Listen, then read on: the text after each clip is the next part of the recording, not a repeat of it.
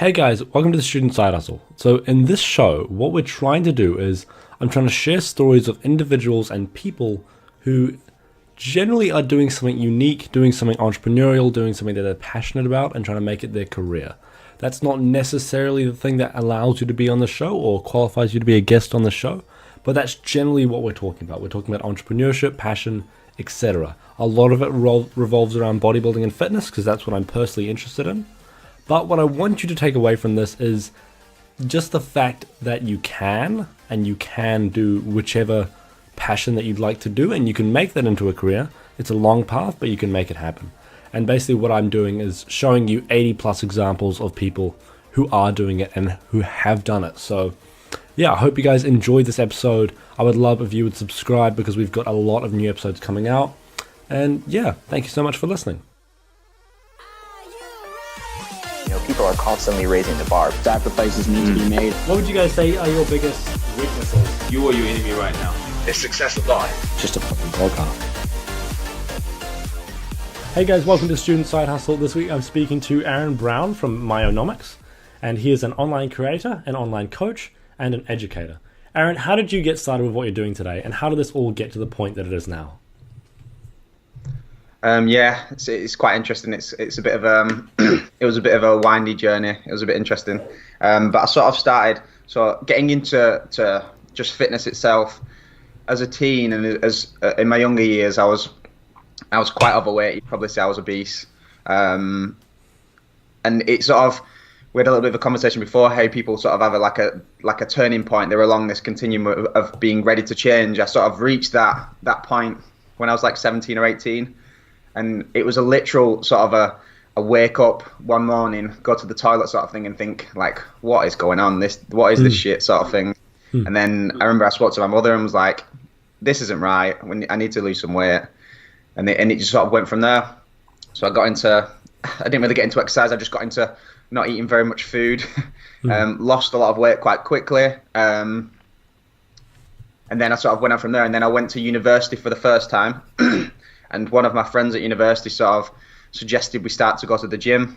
Never been to the gym before. I sort of cringe at what I did when I started.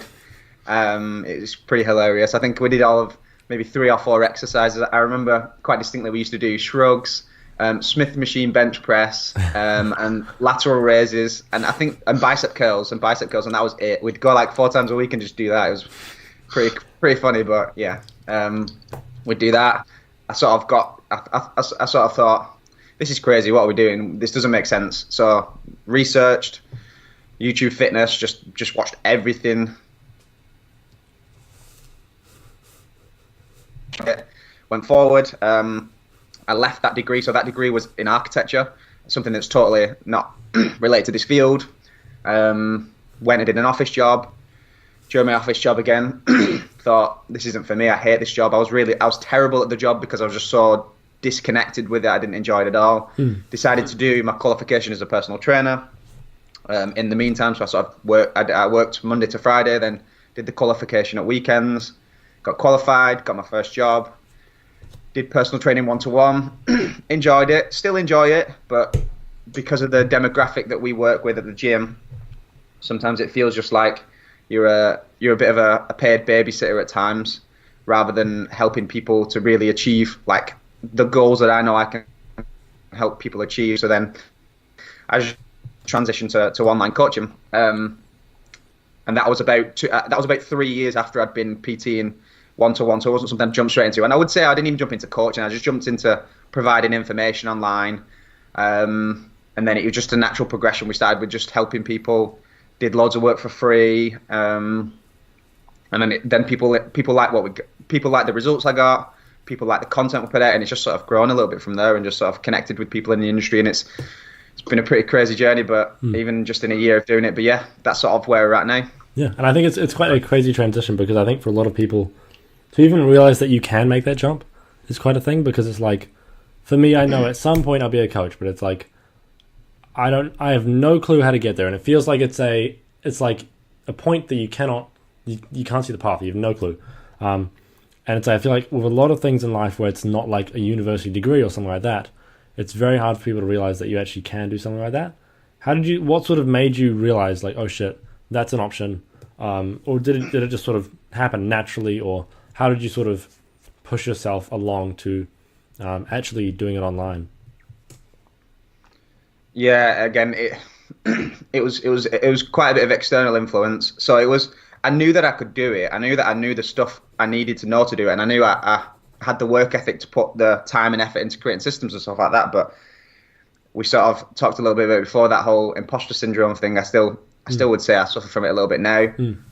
It gets better, but yeah, my girlfriend at the time was like, "You can do this. You need to do this. Do you know what I mean? You need to start to try to do this." So I started. I did a little bit, and then it just snowballed. Sort of when 50% of anything is getting started, is just sitting down to do it and making a plan. So that's what I did. Sat down, decided to do some just to do some content. Work with people for free. It was like a low risk thing. If it didn't work, there were no issues. I knew on the base level that was the first thing I would think about, do no harm sort of thing, and then just get feedback. I've always been a person that reflects on things, and at a real fundamental level, I try to just want to learn, even if it hurts me and hurts my ego. I want to learn. I want to know. I want to be better, because I mean, for human beings on a base level, security is really, really important, and being secure enough to do a job and be good at a job and have that be a career. You have to know your stuff. You have to be good enough at that job, so people are going to come back, because there are thousands of online coaches now, so you have to stand out. So it was always a case of, I need to be better. No matter where I'm at, I need to continually be better if I want to reach any sort of level that I want to be at. How do you go about getting and gaining that knowledge? Because I think for a lot of people, it's like, without university, they struggle to find places to actually learn these things. And it's like, I think a lot of them will struggle to push past like the need to knows. Like, even for myself, I struggle to push past the sort of the chances of me going and reading a textbook on like muscle protein synthesis or something. Like, it's like, depending like how how intense we get, it's like the rationale for me to do that is quite hard. And it's like, especially if I can't see the practical application. How do you sort of go about learning those things that you need to know that are quite in depth, way past the sort of YouTube fitness level? Yeah, so I'd say I did. So I didn't learn anything that I know at university. Like I was sort of self-taught before all this. So it's I think what I've been quite lucky with is I found some really, really good people in the industry, and it wasn't necessarily early, because I've been into this stuff for a long time, but I just continued to sift, and I found, I'd say I have to give a shout out to Steve Hall and for having Mike Israel on. Like, when I found Mike, that was like it was like a holy, like, what is going on? This is just another level. What even is this? This can't be real. I remember I listened to the first podcast with Mike. I was like, I need to listen to every bit of work that this guy's ever done. And that's what I just did. I just listened and listened. I've probably listened to every podcast he's ever done, every piece of content he's ever put out. And then that just led me to other people, led me to short, like, some of their resources are amazing, RPs, because they cover it on a base level, but not really, really in depth. And I think it depends. I think if you understand the scope of practice that we have as coaches, and as long as you have a basic understanding of physiology, I don't think it needs to go really in depth. It doesn't matter if you know what mTOR and AMPK and FOXO mean. I mean, it doesn't really matter if you know what these things mean. You just have some sort of awareness around them is important. Yes. Because I mean, even about mTOR, so how could we there's no chance we're going to know everything about it. So it's, yes. I think if you know it on a basic level, then it's okay. I think it's more knowing how it's applied. So looking at, even if you want to read research, looking more at applied stuff rather than mechanistic stuff. Like, you don't necessarily need to know about these pathways too much, but if you know how an intervention affected a particular population, and then you're critical enough to be able to extrapolate that away, that's fine for most. That's a bigger skill as a practitioner than the sort of two separate entities, scientists or researchers and practitioners. And I think separating that and learning those people skills, which I think is quite hard, because it's like, for instance, Steve, it's like I just started getting coached by him, and it's like just the way that he approaches everything. And even outside of coaching me, it's like the way I see him interact with people, he's just like obviously a fantastic coach. And it's like, I think learning those things is quite hard, and sort of getting. Did you find, like, when you first started coaching people, did sort of interacting with people become naturally, or did a lot of it come from PTing, or like how did that sort of thing interact? Because I guess it is quite a different sort of different population that you're coaching, because these people are pretty self-motivated, care a lot, like they're going to go out of their way to learn. Yeah, I think I've probably got some of it from PTing, but I always try and the one of the biggest skills that you need as a coach or someone that's going to help other people is just empathy, because everybody needs help, whether they know they want it or whether they don't know they want it. Even if someone comes back with you with a negative comment, you've got to understand that that person is coming from a place of maybe they've had a bit of an ego hit. Maybe you've told them something that they don't like. You have to sort of try and brush that aside and try and be a decent person. Do you know what I mean? Help that person in that moment. So I try and sort of just separate that. You might have that moment of being stressed or annoyed at that comment. You just got to sort of let that pass and just move on with it, because people like this sort of career. It's not.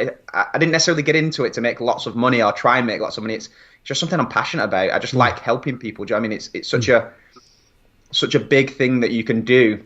I mean, I look around the gym all the time and I think, like, there are thousands of members at this gym that are probably stressed, anxious, upset, depressed about the way that they look. Do you know what I mean? If they could just move beyond that with simple interventions, they could. What more could there be? Do you know what I mean? What more is within them to help other people? Do you know what I mean? So like that's the barrier for them helping other people or doing a good job or whatever.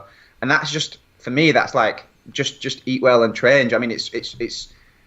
It's like super simple. So I think if you can help people with that, then that just takes a barrier down for them to do something else. Do you know what I mean, what could they do if you help them do that? So I think it sort of goes back to this thing. I just recently saw Jordan Peterson live, like in Auckland, and something he said was like, and it's something I've been struggling with recently, is sort of realizing, like, okay, why does it matter what I do? Because effectively, and not in a depressing way or anything, but like, why does it matter what I do? Just genuinely why, if I'm just going to be dust at the end of the day. And it's like, it sort of goes back to like, okay, life is a network. You are a node in the network. If you affect one person, you effectively affect every person that they affect, which so then that easily, after like 3 or 4 turns over, gets to like 1 billion or whatever. It's like that I think is quite interesting. And then it's like the fact that with personal training or like anything similar, it's like even just with a normal person in the gym, you can sort of influence them. But then it's like if you're actually their coach and they trust you 100%, it's like then I think the investment is way, way higher. Because it's like, I remember when I first joined a gym and I had a PT, it's like I barely trusted the guy. But now it's like the trust that I have with Steve is like obviously 1 billion times higher. And it's like, I think with online coaches, people will do their research, pick the coach, and then sort of say, holy shit, this is the coach. And it's like, it's a lot of the time the level of investment is way, way deeper. And what sort of differences have you found in that sort of regard between like PTing and coaching? So like online and offline. It's a lot harder online. You've got to have real good people skills. You've got to really be able to dig between the lines. You've got to ask really good questions. You can't sort of leave things to like someone telling you something. Like I continually, like on a day-to-day basis, I'll read something and I'll just be like, I'll write a note down. I need to put this question in my check-in form, or I need to put this into the consultation form. It's just a slightly different way of asking the same question that just gets you a better answer. Whereas in person, you can read body language. You can tell by the reply. They're going to be a bit more open in person because it's a one-to-one conversation. But just sort of typing something on a computer or a laptop or whatever they use, or an iPhone, tends to be a little bit more impersonal. So the stuff like, I use a lot of videos, so I'll try and reply in video so people get my emotion, because things can, if I say something in an email, it can come across a bit shitty at times, but it's from a place of wanting to help someone. So sometimes using stuff like that is really, really useful. Trying to get that personal sort of aspect to it, getting that personal aspect to it. But yeah, you have to ask really, really good questions. You have to sort of, I think that's one of the biggest ones. It's communication's really, really hard. It's a lot harder online than it is in person, because you can just ask a question and then probe and probe and probe. Whereas if you going back and forwards with lots of emails, it can be a really long spread out thing and it can get a bit monotonous. So it's trying to ask the right questions and be very direct and sort of not even miss things out. Like try not to avoid things. Like one of the most important things I've found is when I never used to. So I used to do a consultation with a client, and then I'd just make the program. I'd ask them. So I'd about the process, but having a face-to-face conversation at the start creates so much buy-in, because you can get that trust you were talking about. You can get that trust in that conversation that you are listening to what they say, you are responding to what they say, and everything is being molded around that person. It's a client-centric approach, not a coach-centric approach. That's really, really important. But yeah, the coaching thing is, like you said, people that are online tend to be a bit more motivated, so it's a bit easier in that way. But communication's massive. So communication's the big struggle. Has been a bigger struggle that I've developed along the line. And then just having systems to sort of help yourself out, so people go through the same process every time, so people don't miss things out. So having a systems approach and having real good communication is the big difference. Whereabouts could you learn? Sorry, I hope we're not cutting out there. Higher level goals, so they just want to achieve more. Yeah, I think it's very interesting, because I think a lot of, especially with the systems thing, it's like before I got a coach, I didn't realize how fucking intense they have to be. It's like Steve's spreadsheets are insane, and it's like just the way that he approached everything was so professional. And it's like, oh shit, it's not just like you're casually coaching someone. It's like, this is a business, and it's like you have to lay out that plan. And would you say that's one of the hardest things, is figuring out what the fuck needs to be in that plan? Because it's like the coaching call, you have to schedule that, and then you have to like actually make sure that program actually fits them, and then it's like you have to do all these things that especially like before you do it, you'd have no clue. And it's like when I go to be a coach, it's like I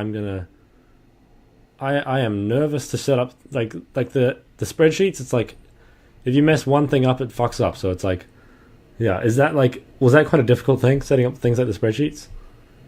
Yeah, and the only piece of advice I can give to people is just work for free for as long as you can, because you can really iron those things out. But yeah, you just need to. It's a continual reflection. I continually reflect on this. Do it. Can I give more? Can I put more in? Is there more things I can do? Can I just educate this client a little bit more? Can I just sort of, because you get blindsided a lot with online coaching. That's the problem. You don't see things that are going on, and then sometimes it comes up and it's a bit too. It's not too late, but it's already happened. It's beyond the facts. Do you know what I mean? So it's trying to sort of give yourself as clear a 360 view as possible with coaching, so you know that this person knows everything. But it's one of those things you sort of have to try not to get stressed about at first. It's like I don't know who wrote the book, but it's like there's a book around like lean startups, and he's thinking about having have the minimal level that you need that this thing will work, and then just reflect and refine it, because that reflection and refining of it while you're doing it is going to be more important than sitting there beforehand and trying to get it perfect, because that'll never happen, because you'll always so using that refining and reflection is really, really important. I'd say that's more important. And I think it's the kind of thing where it's like you can't really know what to change until you've actually done it. So it's like you can, like, say if you're going to make a video, it's like you can think about the video as long and hard as you want, but it's like until you've made or even started on the video, you won't know a thing, because it's like, especially at the end product, you can critique it, but it's like before then you have no clue what it's even going to look like, or you might even change the whole premise. And especially as a creator, it's like a lot of the time I have no clue where half the podcasts are going to head. And it's like with coaching, it's like every client is unique, and it's like they're all going to have unique problems that you need to solve. And I mean, they might have it might be like a similar sort of problem, but it's like the variables are always different. Like that's all changing. And it's like that's the kind of thing where I think there needs to be a lot that is changing. How do you go about getting that sort of, what do you call it? Like, I guess actually making them trust you, because it's the kind of thing where it's like if they don't 100% trust you, then that's obviously an issue. And it's like, is that difficult to sort of achieve with most clients, or is it sort of like most clients can be relatively trusting and will just do everything you say pretty much, and then add their input when needed? Or it depends on the person, but I think experience, time, having a social presence, showing that you know your stuff is important. Like the online infographic stuff doesn't make me any money, but it just builds a reputation, and it helps people, but it builds a reputation so people can start to believe you. Client results is probably the best thing. If you can show people that you can do something, that's a real good thing. If you can in your initial consultation, you can show that you're honest and you're open and you're listening and that you want this to be for them. That's real useful. And just being a good person, caring about them as a person, caring about their process, being invested in their results is really, really important. You can't make people trust you. You can just be a decent person. Do you know what I mean? Be a good coach, be a decent person. And then that person will either realize that or they won't. They may go to someone else, but then they'll just probably bounce from coach to coach. So it's understanding what we can do. So I imagine you're in a similar situation to where I was. I want to be like, I want to help every single person. Like if I don't help someone, I've failed, if that makes sense. Whereas if I know that I've done everything I could and along the process and I've been in contact with them, I've had good communication, I've worked on all their problems, I've tried this avenue, I've tried that avenue, I've tried to solve this problem. If it doesn't work, it just wasn't right. And that's fine. But then that's a learning process for you. That is something that you can go back to and look upon and think, this thing didn't work, or this thing didn't work. Like you were saying before, as coaches, we're just problem solvers. Has too much body fat or not enough muscle mass, or is not healthy enough. We just need to solve that problem. And you just get answers to these new problems as you go along. Something new always comes up, something different always happens, but time's the most important thing. Like you said with Steve, if Steve looks back on his coaching 5, 6, 7, 8 years ago, he's probably like, I wasn't that good compared to where he is now. But time just gives you those answers. Time's a big thing, and being okay with not being perfect to start, and just being really, really meticulous with reflection and refining and being critical in a positive way, in a way of, from a position of, I want to be better for my clients, for myself, so I can make this a career, is really, really important. It's not trying to be too perfect from the start, because I was the same person. I was like, oh God, I'm stressed and anxious because I'd missed something and a client checked in and something didn't work. I'd be like, oh my God, like I've done this wrong, but it's just part of the process. You end up you end up 2, 3 years down the line and like, it's just how it is. It's just part of the process. As long as you're getting better and you have a commitment to that, then there's not really much you can do beyond that. And it's the kind of thing where I think it's like continual refinement has to happen. It's like, and I mean, there's going to be sort of steps back. Like for instance, with this exact podcast, it's like I was late, I wasn't prepared. It's like that sort of shit happens, and it's like, especially in any sort of journey that is sort of like entrepreneurial, I guess. I hate that word, but it's, you know, like entrepreneurial. It's like there's going to be shit like that, and it's like the one thing with coaching is like I've always wanted this. It's like, because with everyone around me, I have this like, I'm assuming you probably found a similar thing. It's like everyone who does anything wrong fitness wise, it's like you want to just scream at them and tell them all these things, but it's like it's sadly not how it works. It's like to try and get someone to change, it's like they have to come to you, and it's like, does it relieve that sort of feeling at all, or can you reword the question a little bit? I just didn't quite sure. Like, does it does it sort of get rid of a bit of the feeling of like, I need to help every single person, even with my girlfriend, mum, dog, whatever, like no matter who it is, it's like you want, especially if they're doing something wrong, it's like it's very like, oh my God, can I please just tweak this one thing and make you understand that calories are a thing, and like all that. Time relieves that little bit of I know what you mean. So like if people are doing things wrong around you, you want to fix that. You feel like you need to fix everything. It's we can't fix everyone. That's the problem, is that that's that whole continuum of being ready to change. We can't move. We can maybe try and influence someone along that line by empowering them or giving them some education, but we can't push them. We can't drag them kicking and screaming along that continuum. So we just have to be there when they're ready. That's the most important thing. Just be that when they're ready to change, we are ready to take them on and help them. If that makes sense. And as long as if they understand that, they've got to make that change themselves. We can't. We don't know on people's context. It might not be the right time. It might not bother them that much. What we think is right and what is right, two very different things. Especially based on the relative position of that person. It's easy to. I've done it a million times and thought, this person needs to do this, or this person needs to do that, and this person needs to do this, and then maybe I've had a discussion with them, thought, actually they don't. They definitely don't. But just looking at someone, it may seem that way. So it's just trying to if someone comes to you and discusses things, you can get a bit more context. Maybe you can give them some advice, but again, it's just advice. They have to make their own decision. They have to sort of connect all these dots and think that's the right answer, or no, maybe it's over here a little bit. And even if that's wrong, they try that, and then they know you're still here. Do you know what I mean, with this answer? Yeah. So it's just being open, honest, being a good person, caring about people, and people know they can come to you then. And that's that trusting, because they trust you enough to come to you. And if you're a good person, a good coach, you care about people, that'll happen. Yeah, I think it's the kind of thing where it's like, I mean, you can prompt someone as much as you want, but it's like until they come and say, hey, I need help, then it's like that's when you can sort of intervene. But then I think even then you've got to be wary. Like, do you ever find people come and ask questions, then you'll be too like, I can help you, look at this, here's a solution. Well, I'll have a lot of people with scoliosis message me, and then I'll try and give them like the most detailed reply, and they'll be like, okay, and they're just like, they have no fucking clue. And it's just like, or they either just like are a bit stunned, or I don't know quite what gets that reaction. But it's very confusing to me, because they'll send me a message of like pure desperation, and then it's like you try and push them in the direction. I think a lot of it's especially with something like scoliosis, it's like you need to have caveats, because it's like if you fuck them up, they're fucked up, obviously, and so you don't want to push them toward things that are dangerous. And I think possibly maybe it's different as a coach, but it's like, it's still like there's things that they can do horribly wrong. Like if someone deadlifts like a retard, that's obviously bad, and it's like they need to understand those sort of things. Yeah.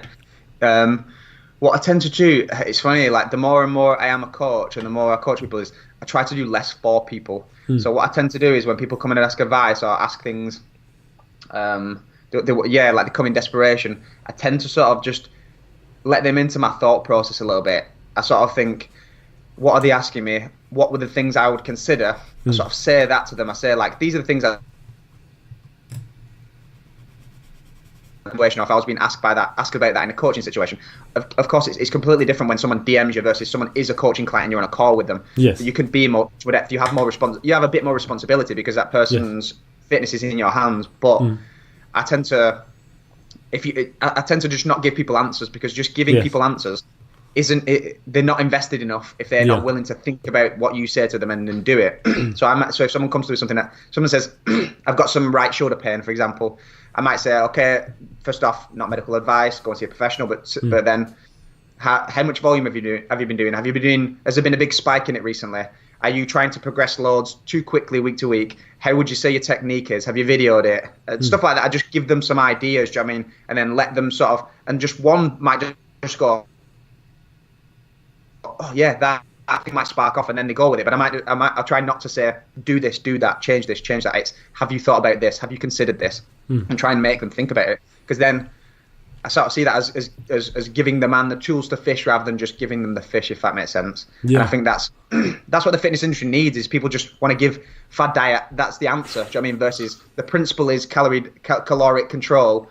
Yeah. These are the million ways we can apply it. Do you know what I mean? Which one works for you? And then they can grab that and run with that and do whatever they want, and they can just try things. Yeah, and then sort of once they understand those rules, I guess the rules are hard to actually understand, that what energy expenditure is dynamic, and it's like, okay, you probably count calories incorrectly. It's like those sort of things. It's like, it's hard to understand those, and then even understand how to count calories. But it's like that sort of stuff might be a little more complex than saying, oh, just eat high fat, like, and no carbs. It's like, that's obviously probably a bit more complex. But it's like the long-term benefits, if someone can actually understand that versus understanding the nuances of just keto compared to calorie deficit, it's like that's obviously a massive difference. And I remember I had this dude that I wouldn't say I coach him, but I give him advice, and I just sort of give him a little bit of guidance in the gym. And it's like a while ago he messaged me and he was like, oh, I think I'm going to go low carb because I think it's the best way to turn muscle into fat. And I'm like, Jesus, nothing and it's like, when something like that happens, it's like, okay, has nothing that I've taught you sort of sunk in? And it's like, do you ever sort of feel that even as a coach, like even with clients, it's like, do they sort of, sometimes it's very hard to explain some things that are maybe quite in depth to them that I guess we take for granted. Yeah, yeah, definitely. There's definitely that sort of, we think something's a given when it's definitely not a given, sort of in terms of the knowledge base. I think sometimes trying to, like, I need to go low carb, or I need to do this. I tend to sort of take a zoom out and think, where is this person? What is going on for this person to think that they need to do this? Yes. Are they desperate? Do you know what I mean? They may be desperate that they feel like they cannot take that time investment to do it. So I try. It's sort of like talking someone down from the ledge. Do you know what I mean? Sometimes it's sort of trying to talk them down from it. So you're not going to just say, you're an idiot, that's stupid, don't do it. You've got to be on their level. Do you know what I mean? You've got to sort of get up to their level. Yes. Say like, what's going on, sort of thing. Sometimes it's not always the case. Sometimes it's just they've seen something fancy and they want to try it. But what they've seen is like a fantasy version of the future. They've seen low carb and thought, oh my god, that is my route to abs. I've seen myself with abs in that, if that makes sense. And sometimes you've got to sort of not attack it. Maybe like I love the whole concept of steel manning someone's argument. So tell it. So have you heard of steel man before? I've heard of straw manning, but never steel straw man. So straw man is misconstruing someone's argument and attacking that. So finding the weakest version of someone's position. And steel manning is you make their argument stronger. You say, why is that argument got some merit? And then they start to trust you. They believe you. Then they start to come down. So if someone says low carb, I want to do a low carb diet because I need abs. Say low carb tends to work because of X, Y, and Z. It can work. It's definitely a viable option, but how do you feel that would be realistic long term? Do you know what I mean? Ask them these questions, allow them to explore their own thoughts, and then they just sort of slowly come down and it's just trying to get them out of that zone of being irrational and emotional, and giving them time to be rational, if that makes sense. Trying to be able to think about the situation. Sometimes the first response is completely emotional. I've seen this fantasy of abs. I've seen this low carb diet. I've seen this person showing me it. That could be me. That's like the emotional response. Allowing them to see the merits of what they're doing, but then it's not the only way to do it. That's an important thing as well to sort of discuss with them. And just like bolster their arguments. Say low carb diets work because they control calories. It's easier to manage day-to-day food choices. You might feel better on it. Some people do feel better on a lower carbohydrate approach, but it's not what governs the change that you are looking to do. And then maybe just discuss some of the nuance. Ask them questions. Do you like carbohydrates? Do you know what I mean? If you don't like them, maybe that's the right option, but it's not because low carb diets are the best. It's because you like them. It's because you don't like low carb diets, because you feel better on low carb diets, sort of thing, if that makes sense. So trying to sort of just rearrange what they're trying to say and just give them a bit of a broader perspective on it. Do you find definitely could happen. Do you find it's relatively hard to, I guess when it's something like that, I guess talk people down from a cliff, or is it relatively sort of once you've done? I've never actually heard of this sort of steel manning thing before, and I've never even heard of that as a, I guess, I don't know what you call it, tool of sort of talking someone down from a cliff like that. It's like, it's quite interesting because it's like I feel like that would be very effective. Like if I applied that, I feel like that'd be much better, because I usually get incredibly frustrated very fast, and then it's like, and I know that's my main issue, and I need to solve that before I even think about becoming a coach. So it's like, I need to have a mature approach to solving problems before I even think about something like that. I think that's quite a unique take on it. Is that sort of? Do you find it's usually? What do you find are the sort of things that lead people to getting to that point, or all that sort of thing, and what sort of characteristics do they usually have that they'll fall for the fad diets and sort of see them as this golden egg that actually is a bit misleading? So there's personality traits, definitely. There's the more people that just really, really detail orientated, or people that are a bit perfectionist at some sort of level, people that are a bit desperate or feel very unhappy with their position. But a lot of times I tend to have this conversation, it's just come from somewhere else. So something has happened in their life, or something is going on, and that is just the thing that they can attack. Because I'm at the other end of it, they can attack that easily and not feel bad about it, if that makes sense. Or they can just give this recommendation and think, this is the solution, because something else is going on. And that's why you've got to try and zoom them out a little bit and say, like, what's gone on, sort of thing. Like what, Yeah. without asking them implicitly, like what has happened? Has anything happened in this time period? Have you not slept? Have you been fired from your job? Like stuff tends to go on that people will not say. They're just telling you that situation is usually people telling you that something is messed up, something has happened, and it's trying to find out what. Sometimes it's, I'm not getting results. I don't like the way I look. Do you know what I mean? Maybe that's the thing, and then maybe you need to address that. And maybe it's an expectations thing. Maybe they have too high an expectation on what they're doing. Maybe because effort and hunger and all these things are relative. Something that I do that might seem like it's impossible for someone else, but it feels easy for me, if that makes sense. So if someone's doing something and it feels like it's a small intervention, but for them it feels like they have to sort of push the world to keep it spinning, sort of thing. Yes. And the results they're getting is small. Maybe that's not going to work for them. Maybe they feel like there's too much they are trying to do for that little return. So maybe that's adjusting their expectations and saying we'll get there eventually, or it's maybe we need to back off for a bit and then try something different. Sometimes it's that as well. Expectations, managing expectations is really, really important, because people see things online and people see what's going on and they think I should be getting that when it's not really realistic. Yes. So it's trying to sort of marry that up. That's one thing I try to do. I try to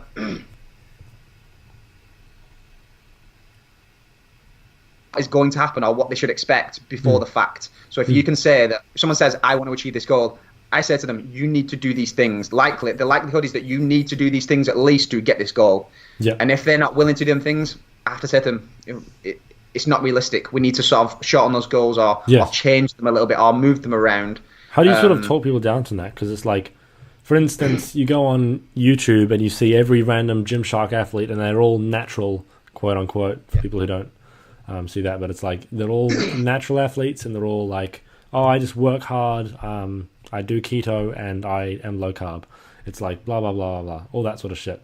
And they'll all have their random special thing. And it's like they're all promoting this fad BS, and they're all saying, oh, I'm a natural athlete, I've just trained hard, and maybe I'm kind of lucky. It's like, and they all say, you can do it too. And I can imagine for quite a few people, I think for myself, I might be, I'm pretty happy with the results I've gotten. Like, I've gone from like 50 kilos to like, I'm like 66 now, but I used to be like 73. And it's like, for me, it's like blown my mind. But it's like, for some people, I see the changes they've made over a few years, and it's like, it doesn't seem that like mind blowing. And it's like, for them, and I've seen a lot of my friends, it's like a lot of them will be sort of like, oh, I don't feel like I'm changing. I don't feel like anything's happening. And I'm like, okay, imagine doing this for the next 3 years. And it's, how do you sort of manage those expectations, especially with the sort of social media age we're in now, where it's like every place you look, everyone's only showing their best angle. And it's like, I'm guilty of it too. It's like, I have some really, really trash angles, and I can make myself look like I have never seen a weight in my life, and I can make myself look pretty damn decent. And just through like angles, lighting, and posing. Like me flexed versus unflexed on my back is like night and day. And it's like, if I know that I can do that, people can probably do it better than me. And it's like, people can use Photoshop, blah, blah, blah, blah. And there's all those sort of things. And then it's like people, to talk them down from that and realize, oh shit, that's like, if you're at a high body fat percentage with low muscle mass, it's going to be very, very hard to get there. And it's like, how do you sort of convey that to people without it being too destructive or depressing or hopeless?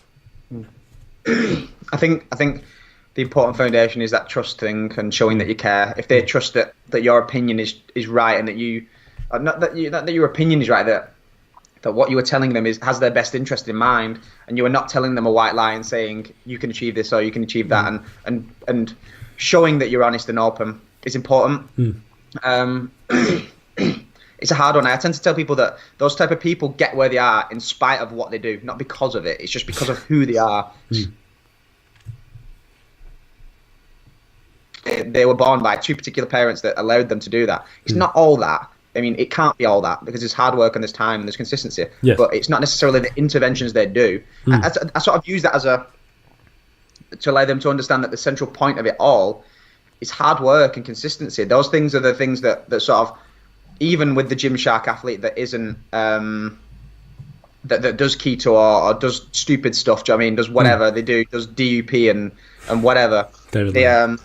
It's hard work, consistency, and time at the center of that. We can do better than them. I say not in terms of their results, but we can make things more ideal than, because we know how things work. We know the mistakes that they're making, and it's like, imagine if everyone trained like Mike Isotel and Jared Feather. It's that would be everyone. If everyone trained like that, everyone would look fucking fantastic, and it would be even more depressing when you look at like amazing physiques. But it's like a lot of them train like fucking idiots, and it's like that's like the interesting thing. But how do you convince people that it's like, okay, this approach works, I swear? And it's like some people don't even believe in science. So it's like you can't cite a journal article to those kind of people. And maybe it's not the kind of people that come for coaching because they don't believe in like evidence-based fitness in the first place. But maybe they see results where they sort of say, okay, it's working, but how can I believe it's working? But I guess it's how do you get that sort of buy-in to realize, oh shit, science works? Because for some people, they don't even believe in it. Yeah. Sometimes it's being honest with people that we don't know what does and doesn't work particularly. We do. I mean, there are things that we do and they obviously work, but we can't say that this is the way that we have to do things, because science is continually revolutionizing itself at times. I mean, things completely change and turn on the head. And being honest and open that it's not a position of that we know where to. So I always say to people, when I do an initial program, it's a best guess. It's a best guess. It's not. There's not this routine that I know that you need to do this many sets and you need to do this rest period and you need to do this rep range. It's we start here. We monitor your response is the most important thing. We monitor your response and then we adjust appropriately. If you're not making results, it doesn't matter what we started with. It's not perfect. It's not right. We move from there and just keeping in contact with them, asking lots of questions, being inquisitive. That's really, really important. And just sometimes you're not going to get that buy-in straight away. But trying to get clients some results early is good. So if it's fat loss, push them a little harder at first. Put them in a position where they can push a little bit harder and they see the results that are going on. That can help. Having other client results can help, and testimonials can really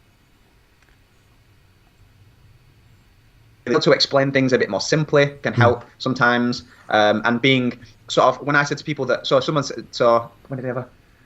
I had a consultation call with someone on Monday, and they were talking about, I'm not sure if I'm eating the right foods, and I try not to be like, that's the wrong thing to think about. I try to be like, I know what you mean. Like people, I used to think this and this and this, and then showing them that you're human sometimes. I mean, showing them that you've made the same mistakes, that it's not you're not high and mighty. You're just a human being further along that continuum of knowledge. Do you know what I mean? It's not, you're not different than them. You just know a little bit more in that specific area. And that you were once that person, and you've made the transition away from there, and that's where you're at now, and that can help people a lot. Being human rather than being like a machine or an athlete or whatever. Do you know what I mean? Yes. That can definitely help. But yeah, there's a few things, and sometimes you're just not going to get that straight off the blocks.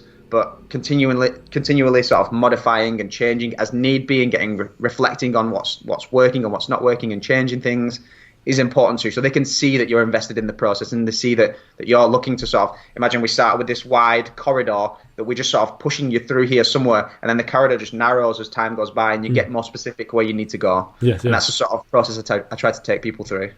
I think I've heard that some before, where it's like, okay, make the program and then refine it, don't overhaul it. It's like sort of it's a gradual approach, and I think it's like the kind of thing. Like with Steve right now, I'm just sort of trusting, giving as much feedback as I can, and just sort of saying, okay, here's everything that I thought. Here's every piece of data that I can possibly give you. And then, going off that. Do you find it is quite hard sometimes to sort of go off data? Because it's like, I think I will find it quite nice. Like I like the thought of data, but I can imagine to actually make movements on that is relatively difficult, because it's sort of, you're dealing with numbers instead of statements. Yeah, so I tend not to just use data. Use as many different things as possible, as is realistic with the client, and try not to make moves too quickly. Try and understand the natural sort of flow of things. Things go like that sometimes, and understand that. But it's when they go like that, do you know what I mean? That's when you need to look out for. It's the big changes. So if things are just fluctuating a little bit, that's fine. You're sort of getting other data, like how does the person feel? How, like, the subjective things are just as I mean, they're as important as part of the picture as data is, because we've not really got any tools that are that accurate or that consistent with exactly what we want. Weight loss, the weight on the scale is so, it's accurate of what it is, but it tells us so little at times that we just have to understand that that's the way things move. And it's hard. Sometimes you have to remove that tool if someone gets stressed about that. Sometimes you have to get rid of that. But yeah, using lots of different things, understanding what we need to look at, to categorize different things. Like you could have a visual implementation, you could have one data point, you could have one subjective point, you could have one performance point. Then you've got different avenues. I mean, if two of them are going up, then maybe we're in the right direction, or in the right direction. If they're not, then you can do it like that. It's sort of again, it's a best guess. You're just tweaking, changing, and then you just get more of a picture of that client as time goes by, what they respond to, what they like, what works, what doesn't work. And sometimes it's a long process. I've had clients where it's taken 4, 5, 6 months sometimes to get in the right place. But it's always a continual pursuit to get them in the right place. And there are always things that they learn along the process. Just because they're not in a perfect state of programming and nutrition doesn't mean they're not going to make progress. It just means that they're going to improve, and some things are going to improve less. And we just sort of bring those points, try and sort of bring those points together more and more as time goes by. So it's being okay with it not being perfect to start with is important. And I think it's quite an interesting thing, because it's like, especially with coaching, it's like you always think, okay, there's constant interaction, but it's like it's like I think the fundamental issue of anything online, it's like it's very hard to get that sort of interaction, but it's like the pool of amazing coaches nearby you are very, very shit.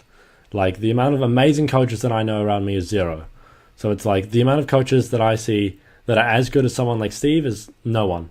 So it's like, and I think there's a whole issue of personal training at the moment, but it's like it's like that pool is so small, so we have to go online and then sort of find out the exact specific coach for us, and then it's like, it's sad that it's blocked by that barrier, but I think it's I think a good coach can traverse that barrier quite well, and it's like, I think it needs to be traversed. One thing that I would like to touch on is monetization. How do you know when and how much to charge? And when you first started coaching, did you think, okay, to get people to invest, I'm going to charge them a tiny amount, or how did you sort of go about that sort of process?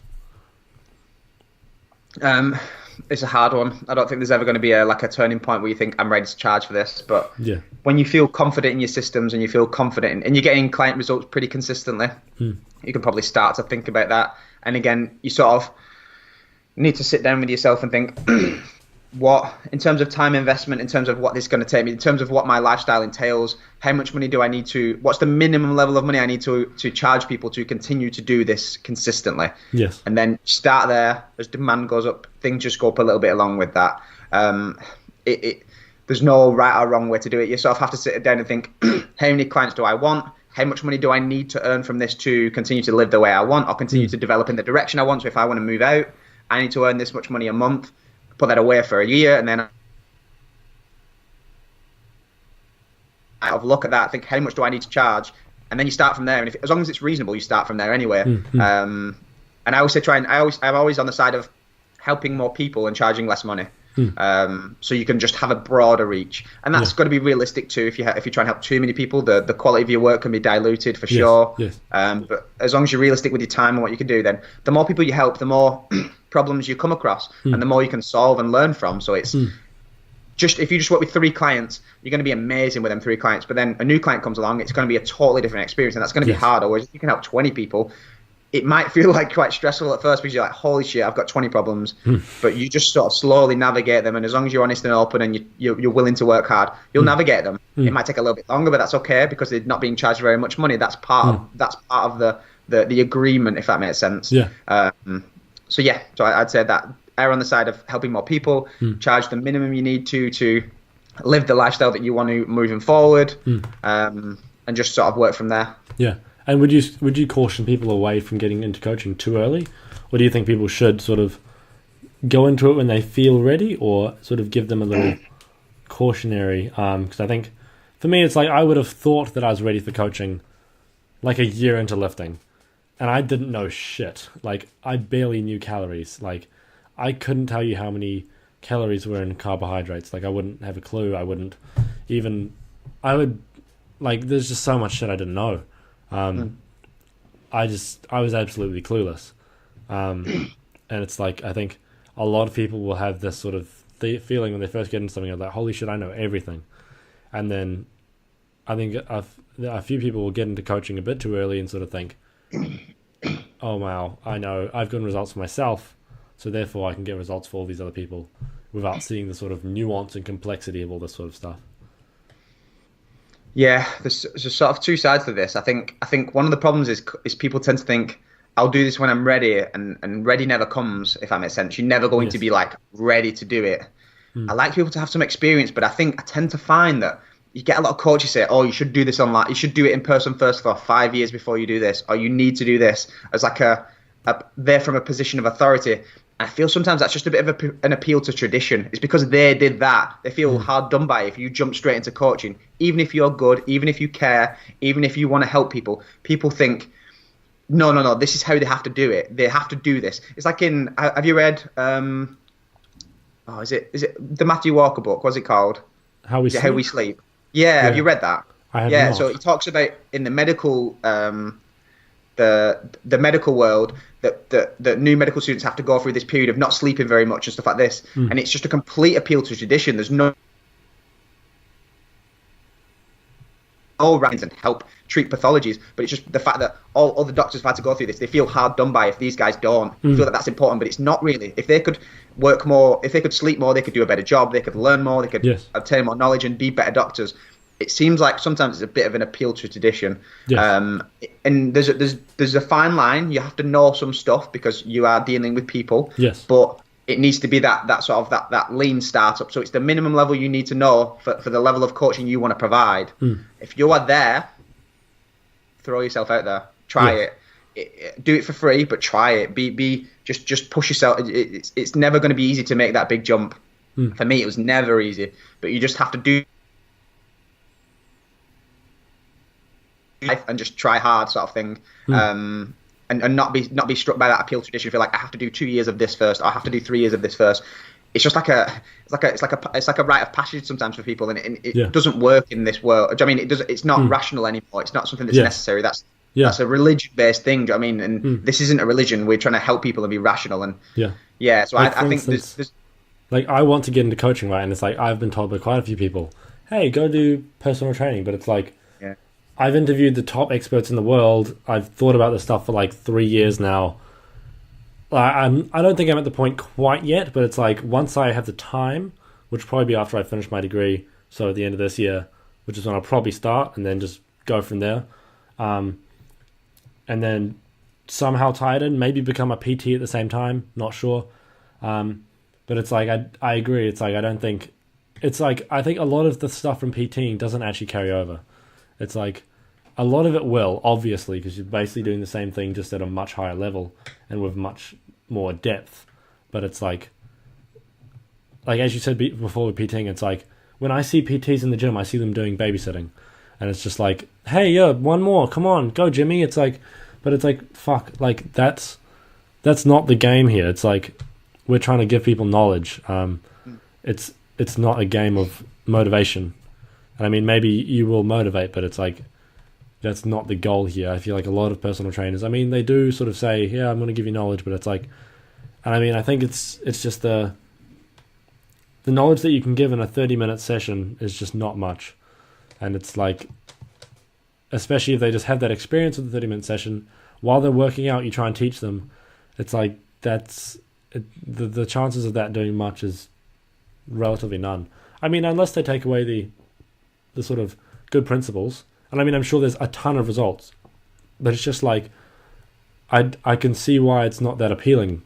I can see why it is appealing for some people who don't sort of thought, I don't want to think about that at all. Like I listened to a podcast, Hello Internet, and it's like both the people on that podcast, they don't like fitness at all. And whenever they talk about it, they're like, oh, I just go to my PT, they do it. And it's fascinating for me to listen because I sort of think, oh shit, like most people don't actually like fitness as much as I do. So it's like some people just want the knowledge. I mean, they just want to do it and then never think about it, which for me is baffling. But it's like I get how people don't care about it. Kind of, I don't actually, but It's like I get how, and that's something that I need to realize, I think, before I become a coach, is like more mature realizations around stuff like that, because it's like, if I can't fathom how someone has issues eating too much food, how can I solve their problem around that? Which I think is something that I've only sort of just realized even just having this conversation, which is quite good for me to realize. But yeah, I think it's stuff like that where it's like, being a coach, there's a lot of things we don't think about, and it's like for instance, how do you touch on personal issues? It's like when, for instance, if they had no sleep one night, how do you ask them, why'd you have no sleep? And then it's like, how deep do they want to go? And then how do you prompt them to go deeper if they need to, or know when to just back off? Like, that's the sort of thing that I think is very complex, because how do you know when to dig and when to just leave it? And it's like, do you want to be their best friend, or do you want to be purely their source of information? It's like finding that balance. And I think that's something that I think is going to be interesting as I'm being coached, because I think Steve's obviously a fantastic coach, and it'll be interesting to see how he traverses things like that. And it's like, me and Steve are already close, we're friends, it's like there's not many barriers there, but it's like, I think it'll be interesting to see. It would be very interesting to see what it would be like if I didn't know the coach before. But it's like with Steve, it's like we've been friends and we've done multiple conversations, so it's like we know we're very familiar with each other and all that. But it's like, do you find with people that you haven't talked to before, or haven't had, say, a relationship through Instagram or something, how do you know how personal you can get? And is it like, how valuable do you think that is? It comes down to a lot of questioning, really good communication, definitely. And sometimes you just have to ask the question. Like if someone's not had good sleep, you say like, sometimes I'll ask the question, is this modifiable? Are you able to improve this? Is this based on your life situation? Is this something that we can sort of tweak? Is something I can help with? If they say no, maybe don't get into the conversation. If they say yes, then maybe probe a little bit. Do you know what I mean? So it's that continual reflection and refinement. Do you know what I mean? And just being always coming from a place of wanting to help them. Never be like, I just want to know about you to know about you sort of thing. It's if they understand that. Obviously, you need to be professional, 100%. But this job, you have to care about people. And as long as you mind if you mess up sometimes. I mean, if you ask something that's a bit too personal, they'll be okay with that, because they know that is just you wanting to help them and get them the best results, as well as allow them to live a better life. Do you know what I mean, sort of thing. And then you understand if that, as long as you reflect on that experience and say, I probably overstepped the mark, I won't do that again, if that makes sense. So it's, if you're a decent person, if you continue to be a decent person to that client, then they'll know that. And if they don't, then that's unfortunate. It's not on you. Maybe they'll reflect back on it and think, I shouldn't have reacted in the way I should, and maybe it's because of their life circumstances. They've used you as something just to attack. That's fine, but then be empathetic. Understand that they're in a position where they're pretty desperate and then need someone to shout at or be angry at or be annoyed at. That's okay sometimes. Try not to take it. To reflect and refine. I think it's the kind of thing where, but that reflection and refining is important. I think it is, because it's like I initially, because a lot of the people who I wouldn't say I coach them, but it's like I give them guidance and they come to me with questions and all that sort of stuff. A lot of them, they're already my friends, so it's like I could already ask them those personal things. But it's like with someone I don't know, I have no clue how to traverse that gap. And I think you explained it very well. It's like, it's sort of like that in there, for the most part, they'll know that you're not just probing to probe. And it's like there's a reason for it. You're trying to get to a physiological, there's a physiological goal behind the probing, and then what that can lead to. So it's like there's a goal behind it, and they know that, and they trust in the coach, which I think is probably something that helps a lot. I think there's a lot of problems that I think of in my mind before I've actually done it. So it's like I think work these things up and think, okay, that's going to be a hard gap to traverse. But it's like I think it probably comes relatively naturally at the time if you have decent communication skills. But yeah, I think we'll wrap it up there. But where can people find you? Where can people find anything myonomics? Every single place people can find you. So a lot of the work I do is on social media. So the Instagram's just myonomics, MYONOMICS. We've got a website, myo-nomics.com. We've got some blogs on there. Got coaching pages. We can sort of do individualized programs. Got different stuff on there. And then I've been on a few podcasts now. This is one of the, so probably the fifth I've been on, which is quite nice. And they're all usually linked in the bio of the Instagram page. And that's pretty much it. In terms of what we've got and what we do, it's quite simple and quite a small pool, but I like to do it really, really well. Thank you guys so much for listening to this episode of the Student Side Hustle. I would appreciate so much if you would leave a review if you'd like to hear more of what I'm saying.